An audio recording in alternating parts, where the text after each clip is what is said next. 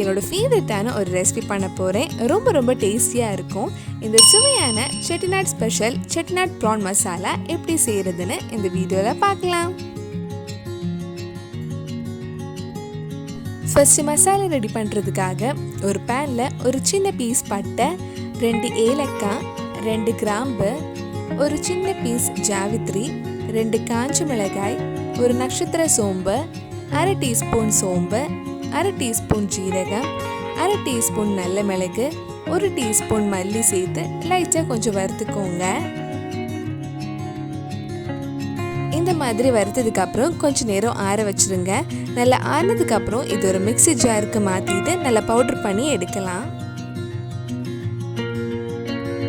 Chettinad masala ready பண்ணியாச்சு. அடுத்தது ஒரு கடாயில் கொஞ்சம் எண்ணெய் ஊற்றி வெங்காயம் வதக்கலாம். ஒரு கடாயில் கொஞ்சம் எண்ணெய் ஊற்றி எண்ணெய் சூடானதும் அதில் சின்னதாக கட் பண்ண 2 பெரிய சைஸ் பெரிய வெங்காயம் போட்டு வதக்கலாம். வெங்காயம் சீக்கிரம் வதங்கிறதுக்காக கொஞ்சமாக உப்பு ஆட் பண்ணிக்கோங்க.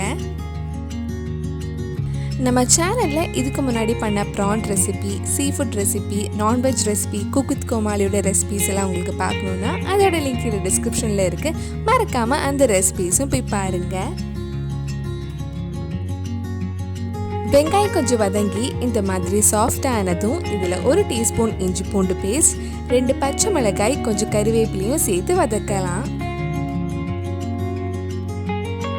வெங்காயம் நல்ல பொன்னிறம் ஆகிற வரைக்கும் வதக்கணும். வெங்காயம் இந்த மாதிரி நல்லா வதங்கினதும் இதில் 1/2 டீஸ்பூன் மஞ்சள் பொடி, நல்ல கலர் கிடைக்கிறதுக்காக 1 டீஸ்பூன் காஷ்மீரி மிளகாய் பொடி, நம்ம பவுடர் பண்ண மசாலாவும் சேர்த்து நல்லா மிக்ஸ் பண்ணிக்கோங்க. அந்த மிளகாய் பொடியோட பச்சை வாசனை போகிற வரைக்கும் கொஞ்சம் நேரம் வதக்கலாம். பச்சை வாசனையெல்லாம் போனதுக்கப்புறம் இதில் சின்னதாக கட் பண்ண ஒரு தக்காளியும் சேர்த்து வதக்கலாம். தக்காளி நல்லா வெந்து சாஃப்ட் ஆகிற வரைக்கும் வதக்கிக்கோங்க. தக்காளி இந்த மாதிரி வெந்ததும் நம்ம இதில் ப்ரான்ஸ் போடலாம். நான் இன்னைக்கு 1/2 கிலோ ப்ரான்ஸ் எடுத்திருக்கேன். ப்ரான்ஸ் இந்த மசாலா கூட சேர்த்து நல்லா மிக்ஸ் பண்ணிக்கோங்க. நல்லா மிக்ஸ் பண்ணதுக்கப்புறம் ப்ரான்ஸை மூடி வச்சு வேக வைக்கலாம். இதில் எக்ஸ்ட்ரா தண்ணி எதுவும் ஊற்ற வேண்டாம். ப்ரான்ஸ்லேருந்தே தண்ணி வர ஆரம்பிச்சிடும். டேஸ்ட் பார்த்துட்டு தேவைப்பட்டால் உப்பு ஆட் பண்ணிக்கோங்க. மூடி வச்சு வேக வைக்கும்போது நடுவில் கொஞ்சம் கிண்டி விட்டுக்கோங்க. ப்ரான்ஸ் வேகிறதுக்கு ரொம்ப டைம் ஆகாது, சீக்கிரமே வெந்துடும். ப்ரான்ஸ் வேகிற டைம் நீங்கள் எடுத்துருக்கிற ப்ரான்ஸ் பொறுத்து இருக்குது. ரொம்ப நேரம் வேக வச்சா அப்புறம் அது ரப்பர் மாதிரி ஆகிடும்.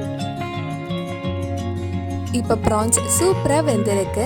வாசனையும் தூக்கலாக இருக்குது. கடைசியாக கொஞ்சம் மல்லியிலை போட்டு மிக்ஸ் பண்ணால் நம்ம சுவையான செட்டிநாட் ப்ரான் மசாலா ரெடி ஆகிடும்.